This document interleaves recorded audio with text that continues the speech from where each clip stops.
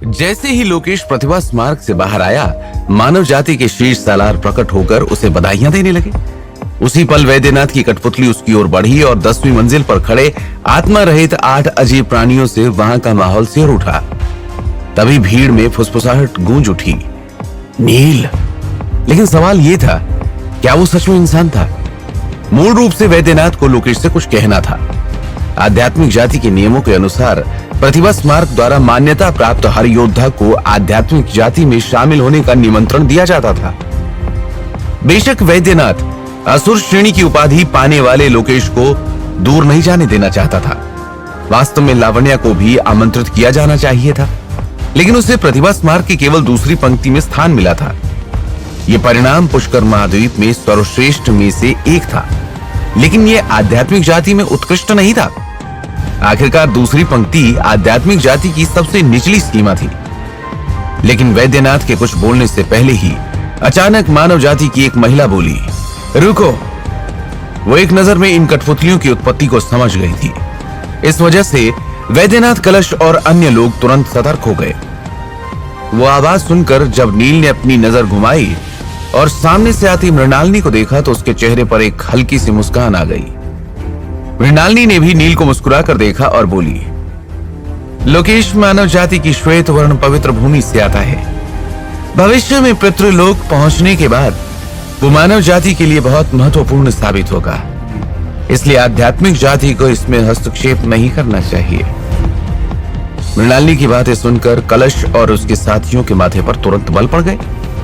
उन्होंने नील की प्रतिभा की पुष्टि कर ली थी और एक और प्रतिभाशाली व्यक्ति को खोज लिया था, तो वो लोग अब नील को जाने नहीं दे सकते थे।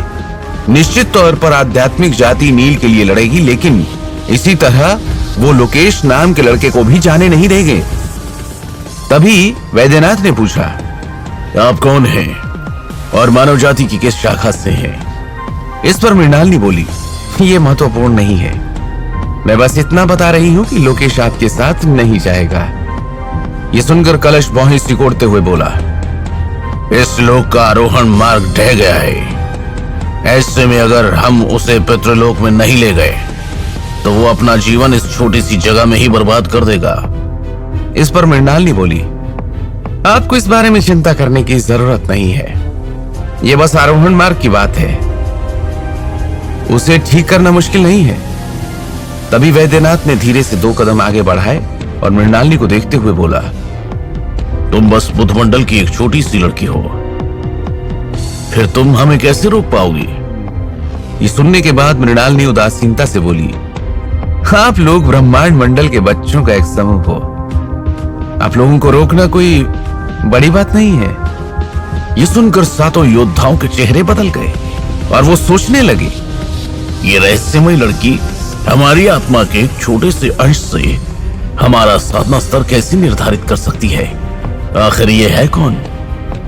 आध्यात्मिक जाति के लोगों के चेहरों पर बदले हुए भाव देखकर मृणालिनी के चेहरे पर एक मुस्कान आ गई और वो बोली, चिंता मत करिए, लोकेश का भाग्य आध्यात्मिक जाति में शामिल होने का नहीं है। जहां तक नील का सवाल है तो वो उसका अपना भाग्य है। अगर नील आध्यात्मिक जाति में शामिल होना चाहता है तो मैं उसे नहीं रोकूंगी। जब नील ने अनंत देवमणि प्राप्त की थी तब भी मृणालिनी ने यही बात कही थी। उसने नील से कहा था कि वो उसके मामले में हस्तक्षेप नहीं करेगी, सब कुछ नील पर निर्भर करेगा। उसकी बात सुनकर वैद्यनाथ बोला, इसका क्या मतलब है? वो लोग असुर उपाधि पाने वाले लोकेश को छोड़ सकते थे, हालांकि असुर उपाधि वाले योद्धाओं की संख्या बहुत कम थी। फिर भी उनके और स्वर्ग श्रेणी की उपाधि के बीच काफी अंतर था। लेकिन नील भी तो एक मानव योद्धा है, फिर ये रहस्यमय लड़की उसे क्यों जाने दे रही है? तार्किक रूप से वो इसे समझ नहीं पा रहे थे। आध्यात्मिक जाति के योद्धाओं के हाव भाव देखकर मृणालिनी उदासीनता भरे भाव से बोली, इतना हैरान होने की आवश्यकता नहीं है। नील का भाग्य इस युग के महायुद्ध जैसा दिखता है, लेकिन वास्तव में वो एक भाग्यहीन व्यक्ति है। जब उन्होंने मृणालिनी के ये शब्द सुने तो ऐसा लगा जैसे वो गहरी खाई में गिर गए हों। यहां तक कि पद्मिनी, यत्नेश और बाकी लोग भी हैरान थे। केवल कलश को ही कुछ सूझा और उसका चेहरा सदमे से भर गया और अगले ही पल वो कुछ बुदबुदाते हुए बोला, हे भगवान, नील सच में भाग्यहीन व्यक्ति है। ये कहने के बाद उसने अपना सिर बुरी तरह हिलाया, मानो वो अपना सिर झटक देगा। वहीं नील की अभिव्यक्ति भी अजीब थी और उसने मन ही मन कहा, क्या बकवास है, एक भाग्यहीन, इसका क्या मतलब हुआ? तभी मृणालिनी ने धीरे से पलट कर कहा, यहां खड़े होकर बात करना ठीक नहीं है, चलो किसी शांत जगह पर बात करें। उधर कई योद्धा अलग अलग समूहों में बंटकर धीमी आवाज में कानाफूसी करने लगे। मृणालिनी ने अभी अभी कहा था कि वो लोग आध्यात्मिक जाति से हैं। पहला योद्धा बोला, इसका क्या मतलब है? क्या ये लोग ब्रह्मांड मंडल से हैं? दूसरे ने उसका जवाब देने के बजाय सवाल पूछा, क्या ये युद्ध सम्राटों से भी ज्यादा शक्तिशाली है? दोनों की बात सुनकर तीसरा भी बोला, आध्यात्मिक जाति यानी पाप की मीनार के मूल मालिक, क्या ये यहाँ पाप की मीनार लेने आए हैं? 10वीं मंजिल पर रहने वाले योद्धाओं ने जैसे ही ये बातें सुनी, उनके चेहरे उतर गए। पाप की मीनार पुष्कर महाद्वीप के लिए सबसे महत्वपूर्ण थी। इतने में सभी फिर से आपस में कानाफूसी करने लगे। क्या नील उन्हें यहां लाया है? पहला योद्धा बोला, वो ऐसा कैसे कर सकता है? नील ने भी पाप की मीनार में बहुत सारे लाभ प्राप्त किए थे, फिर वो। तभी दूसरा योद्धा अपनी बाहें चढ़ाते हुए बोला, बकवास मत करो, नील तुम लोगों से अलग है। वो जो कुछ भी करता है उसके पीछे उसकी अपनी योजनाएं होती हैं। यहां पर सभी योद्धा अंतहीन बहस कर रहे थे, तो वहीं मृणालिनी एक कमरे में शांति से बैठ गई थी, जबकि नील और आध्यात्मिक जाति के योद्धा भी उसके आसपास बैठे थे। आखिरकार यत्नेश कलश से पूछे बिना नहीं रह सका, आखिर भाग्यहीन का क्या मतलब है? ये सुनकर कलश ने भौहें सिकोड़ी और कुछ देर तक सोचने के बाद बोला, एक बार मैंने भाग्य नाम की एक प्राचीन पुस्तक पढ़ी थी। उसके अनुसार ब्रह्मांड में सब कुछ पहले से तय होता है। हर व्यक्ति का भाग्य पूर्व निर्धारित होता है। दरअसल दूसरे शब्दों में कहें तो कोई भी भविष्यवाणी नहीं कर सकता था कि वो लोग कैसे पैदा हुए, और ना ही ये कि भविष्य में उनका भाग्य क्या होगा। ये सुनकर नील बेहद हैरान था। यहां तक कि नागराज पद्मनाभ भी मन ही मन आह भरते हुए बोले, मुझे उम्मीद नहीं थी कि मेरे विचार भी मानव जाति की इस छोटी लड़की जितने स्पष्ट नहीं है। नील, तुम वास्तव में एक भाग्यहीन हो। तभी मृणालिनी खड़े होते हुए बोली, इसी वजह से जब नील पहली बार यहां आया और स्वर्ग श्रेणी की उपाधि प्राप्त की, तो मैंने उसके फैसले को प्रभावित नहीं किया। यह सुनकर आध्यात्मिक जाति के सदस्य चुप थे। उनकी नजर में नील किसी परग्रही की तरह था। तभी वैद्यनाथ नील की ओर मुड़ते हुए बोला, तो नील, क्या आप हमारी आध्यात्मिक जाति में शामिल होने के लिए तैयार हैं? नील भाग्यहीन था या नहीं, यह अलग बात थी, लेकिन वैद्यनाथ के लिए इतना काफी था कि नील के पास स्वर्ग श्रेणी की उपाधि थी। उसे जाने देना आध्यात्मिक जाति के सदस्यों के लिए एक बड़ा अपराध बन सकता था। वैद्यनाथ की बात सुनकर नील की आंखें चमक उठी और वो मुस्कुराते हुए बोला, मुझे नहीं लगता कि मेरे पास कोई और विकल्प है। यह सुनकर यत्नेश हंसते हुए बोला, कम से कम तुम्हें कुछ आत्म जागरूकता तो है। इस पर नील गंभीर आवाज में बोला, वैसे भी कोई मेरा भाग्य नहीं देख सकता। ऐसे में आध्यात्मिक जाति में शामिल होना बुरा नहीं है, लेकिन मेरा एक अनुरोध है। यह सुनकर वैद्यनाथ ने हैरानी से पूछा, कैसा अनुरोध? जवाब में नील साफ शब्दों में बोला, अनंत रूप मीनार अगले 500 सालों तक पुष्कर महाद्वीप में ही रहेगी। दरअसल नील ने यह निर्णय पहले ही ले लिया था। पाप की मीनार पुष्कर महाद्वीप की विभिन्न जातियों, विशेष रूप से मानव जाति और गंधर्व समुदाय के लिए बहुत महत्वपूर्ण थी। सबसे महत्वपूर्ण बात यह थी कि श्वेत वर्ण पवित्र भूमि का अभी पूरी तरह से विकास होना बाकी था। हालांकि भविष्य में राक्षस पवित्र भूमि का खतरा नहीं रहेगा, लेकिन अगर आध्यात्मिक जाति ने पाप के मीनार को अभी छीन लिया तो श्वेत वर्ण पवित्र भूमि के लिए एक बड़ी समस्या हो जाएगी। वैद्यनाथ ने नील की ओर देखते हुए पूछा, 500 साल? हालांकि यह सौदा बेहद किफायती लग रहा था।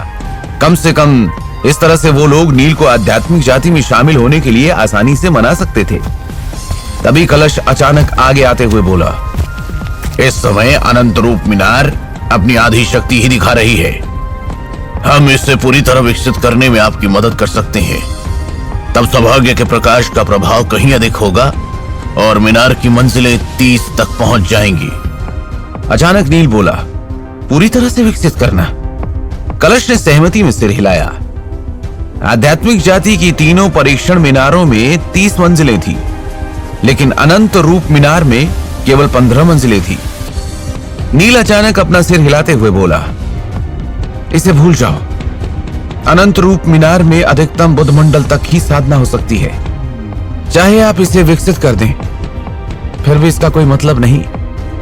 आखिर अनंत रूप मीनार शापित भूमि में स्थित है, जहां पर शीर्ष सालार के ऊपर के व्यक्ति प्रवेश नहीं कर सकते थे। ऐसे में अधिक मंजिलों को सक्रिय करना अर्थहीन था। नील की बात पर कलश शांति से बोला, इस समस्या का समाधान बहुत आसान है।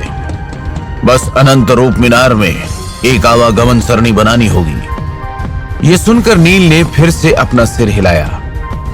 अगर हम मीनार में एक आवागमन सरणी बनाते हैं तो क्या उसे मीनार द्वारा निगल नहीं लिया जाएगा? इस पर कलश हल्के से मुस्कुराते हुए बोला, हम जिस सरणी का निर्माण करेंगे उसे कुछ नहीं होगा। कलश के शब्दों ने नील को आश्वस्त कर दिया। अगर वास्तव में अनंत रूप मीनार में एक आवागमन सरणी बन सकती है तो फिर युद्ध भूपति और युद्ध सम्राट भी मीनार में स्वतंत्र रूप से प्रवेश और प्रस्थान कर सकेंगे। हालांकि वो अब भी मीनार के अभिशाप से प्रभावित होंगे और उसका प्रभाव 1 महीने से अधिक नहीं रहेगा। ये सोचते हुए नील ने मृणालिनी से पूछा, क्या नागार्जुन और धनंजय अभी भी मीनार के नीचे मौजूद हैं?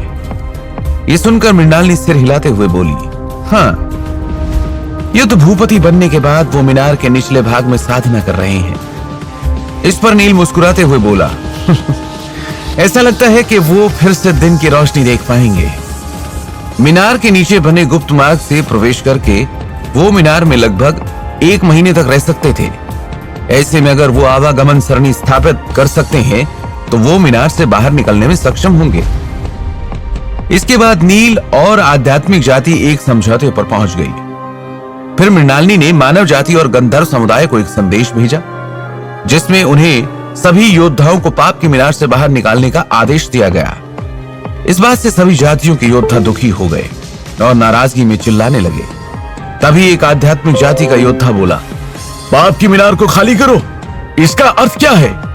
इतने में राक्षस जाति का एक योद्धा बोला, क्या आध्यात्मिक जाति वास्तव में पाप की मीनार को ले जा रही है? इस पर फिर आध्यात्मिक जाति का एक योद्धा बोला, ये तो बहुत अफसोस की बात है, मैं अभी तक केवल 8वीं मंजिल पर ही पहुंचा हूं। इन सभी सवालों का मृणालिनी ने कोई स्पष्टीकरण नहीं दिया। वो आध्यात्मिक जाति के योद्धाओं के साथ मीनार की निचली मंजिल की ओर बढ़ गई।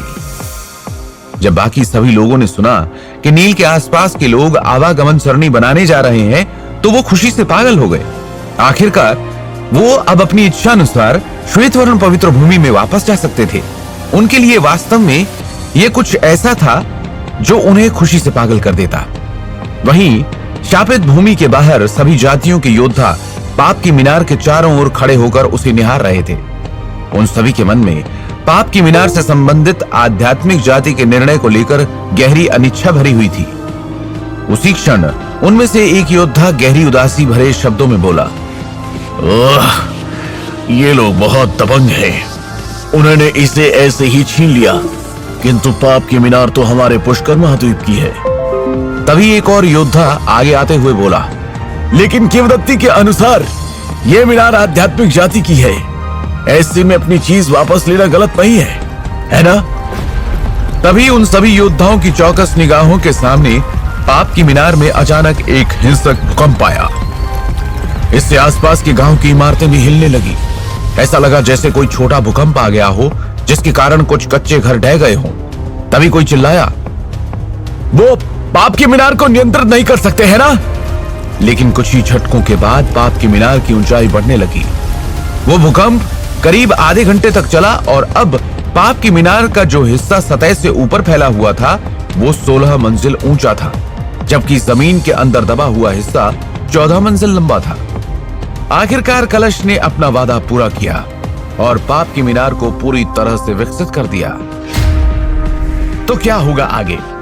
क्या अब वैद्यनाथ और उसके साथी पितृलोक में वापस चले जाएंगे, या फिर उनके सामने कोई बड़ी मुश्किल आने वाली है? और क्या अनंत रूप मीनार का पूरी तरह विकसित होना सच में एक वरदान है, या फिर इसी के साथ किसी प्राचीन आपदा की नींद टूट चुकी है?